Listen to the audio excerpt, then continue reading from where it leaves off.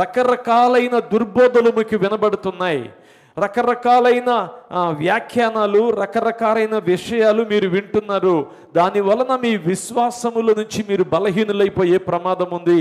Therefore మనం చేయాల్సింది ఏమిటి అంటే అంటున్నాడు అక్కడ, మీరు విశ్వసించుతున్న అతి పరిశుద్ధమైన దాని మీద మిమ్మును మీరు కట్టుకొనుచూ ఉండండి అన్నాడు.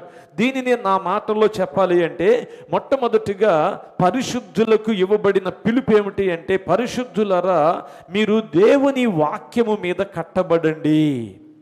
దేవుని వాక్యము మీద, దేవుని వాక్యం అనే పునాది మీద కట్టబడే జీవితాలుగా మన జీవితాలు ఉండాలి.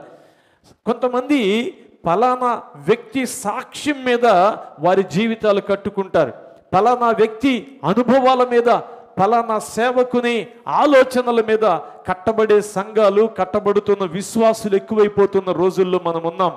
సేవకుడు ఎంత పేరు కలిగినా, సేవకుడు ఎన్ని అద్భుతాలకు దేవుడు ఆయన్ని వాడుకున్నా, ఎంత పెద్ద సంఘాన్ని కలిగి ఉన్నా, ఎంత పెద్ద ఫాలోవర్స్ని యూట్యూబ్లో కలిగి ఉన్నా, you are not supposed to build your spiritual life on their testimony, on their teaching.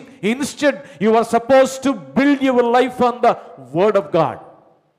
ఆ బోధకుడు ఎవరైనా ఎంత ఫేమస్ అయినా కావచ్చు, కానీ వారి అనుభవాలు మనకు ఆధారం కాకూడదు. The word of God should be the foundation of our faith. It should be, అది మాత్రమే మన జీవితాలను కట్టేది కావాలి.